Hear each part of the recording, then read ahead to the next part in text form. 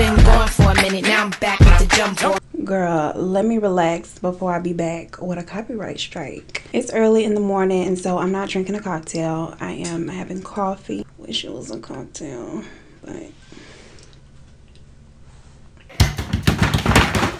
What is up, my people? Welcome back to my channel. If this is your first time here, then just welcome to my channel. Go ahead and hit the subscribe button. You won't be disappointed unless you're a hater. Ain't no room for haters. Before I get into this video, I just want to say thank you to everybody who sent their well wishes and prayers to my mother who had surgery. Girl, y'all, she thinks she's so fine, like, and she is. She is. You know, I just didn't get this from nowhere, girl. This didn't just happen. But anyway, she's doing really good. Y'all, she was so dramatic at the hospital. She cut the act when we left, though. I think she felt bad for me because I already told her, like, last surgery, my sister was here, and so we kind of split the bill, but she knew it was just me this time, so I think she felt bad. So she just let little RN Lauren have it. Y'all should have seen her, because she was all in a wheelchair. They were trying to get her to eat. She was biting the smallest bites off the cracker. Like, I'm like, girl, that little bite ain't even gonna make it down to your stomach. I mean, she had her head over. She barely was sipping out of the straw. Like, she really put on a show. And then as soon as they put her in the car, she was like, let's go. Girl, you did all of the things for what? But anywho, she's doing great. Matter of fact, I need to quit talking and get through this video because I have to go over there and help her take her gauze off, and she ready to see these things. I'm like, girl, you sure you want to see them right now? Because right now they look like Franken titties, okay? I don't know what you expecting to see under this gauze because it's only been 2 days. And I'm pretty sure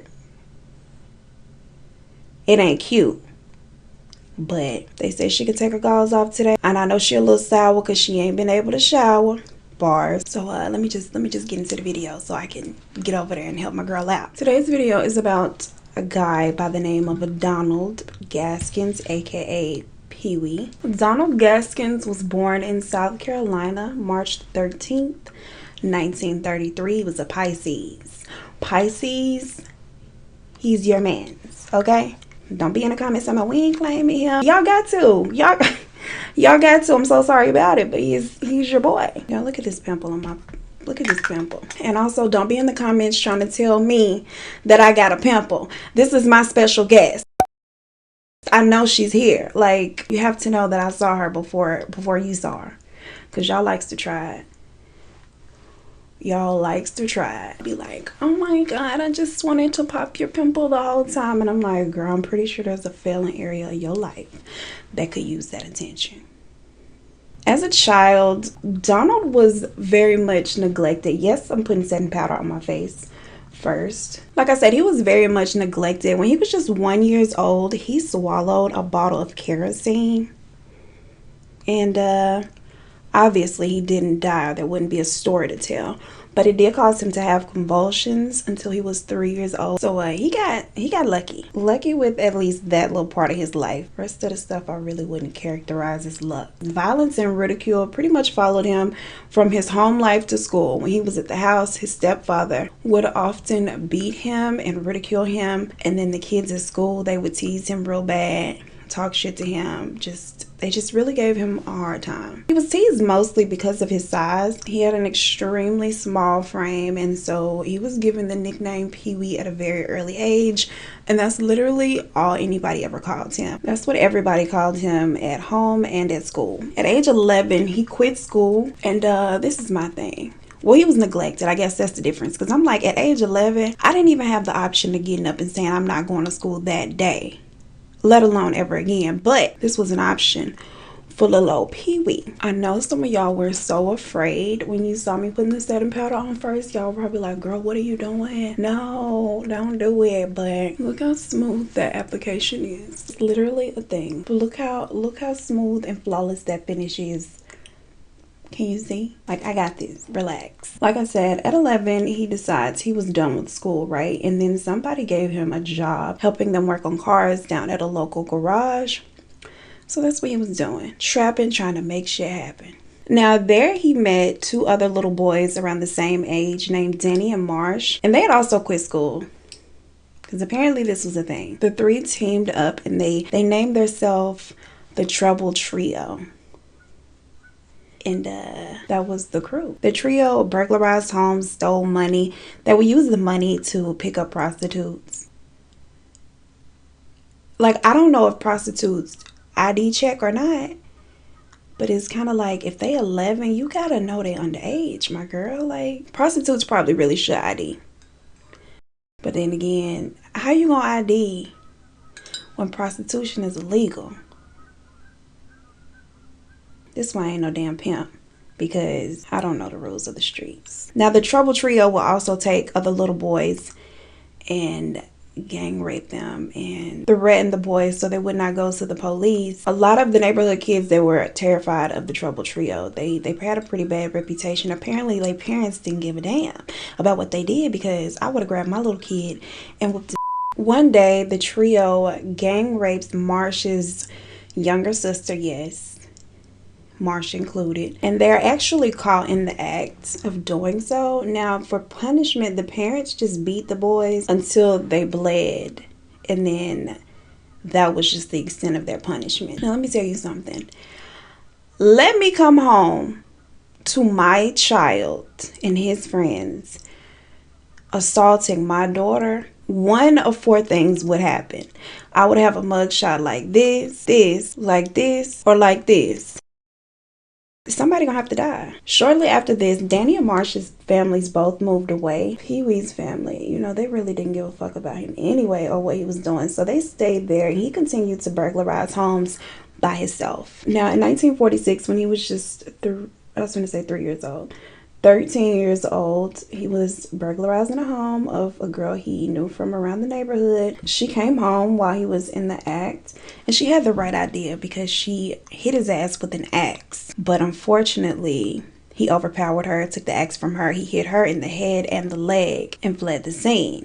Now, luckily, the young girl survives the attack, and Pee-wee is arrested and convicted of assault with a deadly weapon and intent to kill. Now, during his court proceedings, y'all know this was the first time that he had heard his real name ever in his life. Like, they said Donald Gaskins, and he was just sitting there like, who that? Waiting on somebody to call Pee-wee. From there, he's sent to the South Carolina Industrial School for Boys, which is a reform school. And unfortunately for him, due to his small size, he was immediately claimed as fresh meat. He was beaten up and raped often because he was easy to overpower. And I mean, maybe it was karma. Now, Pee-wee decided that he would rather be a little piece of prison pussy than be a punching bag. So he would solicit the protection from the boss boys in exchange for sex. And in the meantime, he made many attempts to escape. Eventually, one of his attempts to escape the reform school, it paid off because he got out of there. He got a job with a traveling carnival. He married a young 13-year-old girl. But for whatever reason, he decided that his life in the reform school was less stressful or a better option than his little married carny life. And so he returns to the reform school to finish out his sentence. After he's released from the reform school, he gets the job at a tobacco farm. Now, y'all know Pee-wee can't stay on the straight and narrow. Pee-wee always got to be doing something. He gets himself involved in insurance fraud. It's like a little side hustle. Like, sir, you can't just do hair on the side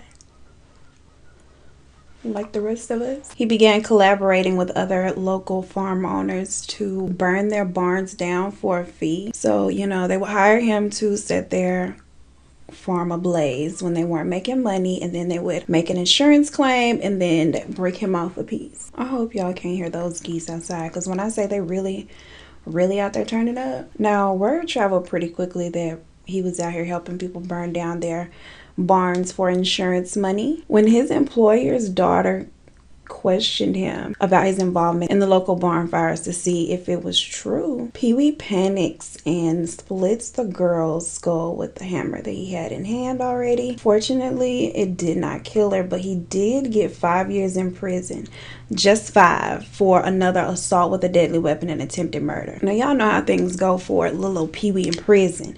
He decided he wasn't finna be nobody's little prison bae no more. He felt like killing another inmate would keep the others off of him, and so he picked one, a big bad one of the most brutal and feared inmates, and decided he was gonna, you know, off him, and he was successful in doing so. For this, he was convicted of manslaughter. It added 3 more years to his sentence, and then he had to spend 6 months in solitary confinement. But he had accomplished his goal of becoming a power man himself, and so people were scared of little Peewee. They was like, Peewee bad. It certainly made his little prison life more enjoyable, because before it wasn't all that. Now in 1955, his little wife, she files for divorce. She decides, you know what, I'm out of here. He flips and escapes prison by hiding in the back of a garbage truck, because y'all know he was small. Now he was only 5'4", 130 pounds, so there's that. He doesn't do anything to her. Instead, he finds love again and he remarries a woman, but unfortunately that only lasted 2 weeks. He pulled a whole Kim K out here. After that, he gets involved with a lady by the name of Betty Gates. They hit it off. They're in love, and then she's like, Peewee, let's go to Tennessee and bail out my brother. And so, you know, he's in love. He likes old Betty. He wants to make her happy. The two head down to Tennessee. They get a hotel. Peewee is in for a surprise, because you see, Betty's brother was actually her husband, and he was already in the hotel room. He had escaped. The police were already hot on his trail, and when the police arrived to the hotel, it doesn't take them long to figure out that old Peewee was also an escaped convict, and so they haul his ass back down to the jailhouse. They also tagged on an extra 9 months to his sentence for aiding the escape of a prisoner, which he didn't even realize he was doing. But I don't feel bad for his ass, because whatever. Karma was just kicking him all in the nuts at this point. Yeah, this look is just it's not going in the direction that I was trying to drive it. But we gonna keep going. I mean, we here now, so. August of 1961, Peewee is released again from prison. He returns to South Carolina. South Carolina, come on and raise up. Take your shirt off. Twist it around your head, spinning like a helicopter. Did he say North Carolina or South Carolina? I'm not sure, but shit, it was a Carolina, so we just gonna roll with it. I'm really worried. Now, when he returned to South Carolina, interestingly, he hooks up with a traveling minister as his driver and his assistant. And so as they're traveling town to town, and the minister is spreading the word of the Lord, he is burglarizing people. Now, y'all see how the edges of my eyeshadow look all janky? I'm gonna show you a little trick. I didn't mention it before. This is like the best makeup tip ever. Take a clean brush and just buff out the edges, girl. It's gonna make it all smooth and cute. And blend it like it never looked fucked up before. Now, just 1 year into this little scheme, Peewee is arrested for statutory rape of a 12-year-old girl. He's 29 at the time. No business messing around with no 12-year-old. Sir, this is a child. A whole child out here. Now, once again, Peewee escapes from prison. He steals a car and he heads to North Carolina this time. Now, once he gets to North Carolina, he meets a 17-year-old girl who he starts a relationship with. And the two end up marrying, but at some point, he pisses old girl off, and so she turns him into the police for statutory rape. She was like, look, he got with me when I was 17. He was 30. He nasty. Take him to jail. And so that's what they did. For this offense, he received 6 years in prison. Now, I understand it's a different state, but I'm like, how you get more years in prison for statutory rape than you do for attempted murder? Like, how? Why? In November 1968, he is paroled, and he vows to himself to never return to prison again. Now, you know, it sounds as if one is about to turn their life around and say, you know, no more. I'm going to turn over a new leaf and I'm going to be a good person now. But with these videos, I'm sure you've noticed the pattern that when they say this, that just means that they're not going to leave no more evidence and witnesses behind. The following year, September of 1969, he picks up a female hitchhiker in North Carolina, and I don't know exactly what went down, but she laughed at one of his sexual propositions. I don't know if it's the position that he proposed. I don't know if Peewee's little wee-wee was teeny. I don't know what the deal was, but something was comical to her. And so, of course, this pissed him off. Unfortunately for her, she didn't know that she was laughing at a maniac, and so her fit of laughter sends him into a fit of rage. He beats her until she is unconscious. From there, he rapes, sodomizes, and tortures her until she is again unconscious. He takes her body to a swamp, ties some weights to her, and then drops her into the swamp, and she drowns. Peewee said that these acts brought him a lot of satisfaction. Like the whole ordeal from the torture and the sexual assault to causing her death, it brought him a lot of satisfaction. These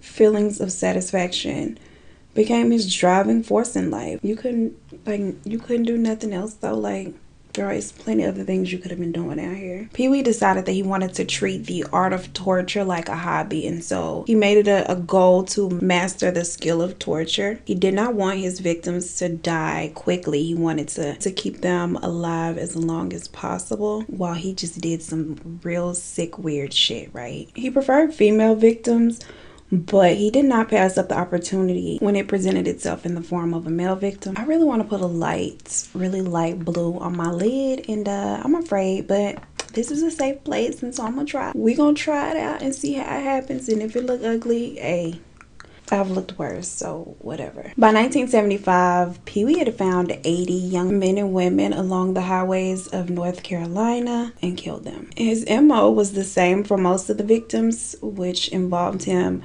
kidnapping, torturing, sexually assaulting, but some of them he got especially sick and twisted with. You know how I said earlier that he wanted to keep them alive as long as possible? Well, in his little torture act, he had incorporated cannibalism, and so he would eat their severed body parts and make them watch, and some of them he will force feed or like force to join in on them eating themselves. He considered these highway murders as weekend recreation, and he only considered, oh no, this is darker than what I wanted it to look like. God damn it, y'all. I wanted it to look like really, really baby blue, but that's not what's happening. And so, anywho, he only considered the murders of his personal acquaintances as serious murders. Two of his serious murders included his 15-year-old niece and her friend. He lured the two girls to an abandoned house where he beat, sexually assaulted, and drowned them both. Now, Lil Peewee did have a reputation around town for being explosive. A lot of people in town just thought he was, you know, mentally disturbed, but they had no clue what he was really out here doing. A lot of people in the town, they tried to avoid being around him at all, but there were some people who actually liked him and considered him a friend. A young woman by the name of Dorian Dempsey was among the few people who considered Peewee to be a friend. She was an 8-month pregnant mother of a two-year-old baby girl. Now, when she decided to get out of town for a while, she solicited a ride from Peewee to the bus station. Now, Peewee agrees to give the young mother and her child a ride to the bus station. He instead took the mother and her child to a wooded area where he sexually assaults the mother, and then he kills her. And unfortunately, because he's a sick, twisted little bitch, he does the same to her 2-year-old child. Y'all know I'm triggered, right? He buries the two together in a shallow grave in the wooded area, and then he abandons them there. Proceeds back to his life like nothing had ever happened. Now, Peewee was 42 years old. At this point, he had been killing steadily for 6 years now and getting away with it. Up until now, he had completely worked alone, which actually helped him to avoid getting caught, because, you know, I don't make the news, I just report it. But from what I hear, it's easier to get away with shit when you're doing it by yourself. Now, one day, Peewee, he sees this van that's broken down on the side of the highway while he's out cruising for victims. He approaches the van and there are 3 people inside. He manages to overpower and murder all 3 passengers and decided, you know what, he could use some help. Now, he calls up an ex-con, Walter Neely, who he had previously, you know, been acquainted with and had some level of trust. He asked Walter to help him dispose of the bodies, which Walter actually, he comes and helps. He agrees to assist Peewee with this request. Together, the two dispose of the bodies, and then they take the van to Peewee's body shop, because at this time he owned a body shop. They repaint the victim's van and sell it. Peewee had a couple of hustles going on, because not only was he an auto body shop owner, this man was also a hired hitman. That same year, 1975, a woman by the name of Suzanne Kipper, she hires him to kill her boyfriend, or her ex-boyfriend, a guy by the name of Silas Yates. Now, she pays him $1,500 to do the do. 2 middlemen facilitated the deal, and so she never spoke directly to Peewee. She didn't even know right off that he was the guy that was gonna carry out the act. On February 12th, 1975, Peewee kidnapped Silas Yates and murders him while the two guys that facilitated the hit, they watched. Together, the three guys got rid of the body, and at this point, it's just too many hands in the pot. Like, you got hitman secretaries, like, who has a secretary? I don't know. I've never been a hitman, so I don't know. Maybe that's a thing. Like how prostitutes got somebody who, you know, set up their appointments. Maybe that's the thing. I don't know. Now from here things get a little messy because you see homegirl who has solicited the services of Peewee to kill her ex-boyfriend. Her and her new boyfriend find out that Peewee is the one that carried out the act, and they said, you know what, this man got money, let's blackmail him for $5,000. But how you gonna blackmail him though when y'all hired the hit?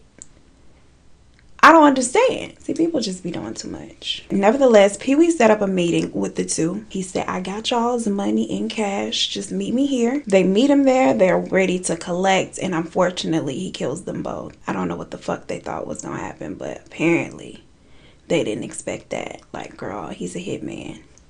Shortly after he murders these two, he runs across a 13-year-old by the name of Kim Gaskins, and he makes a couple sexual advances towards her. She's 13 and she ain't with the shit, so she turns him down, and of course he doesn't like this because he's an asshole and decides that he's going to kill the young girl. Now this is where things start to get a little more messy and shit goes downhill for Peewee.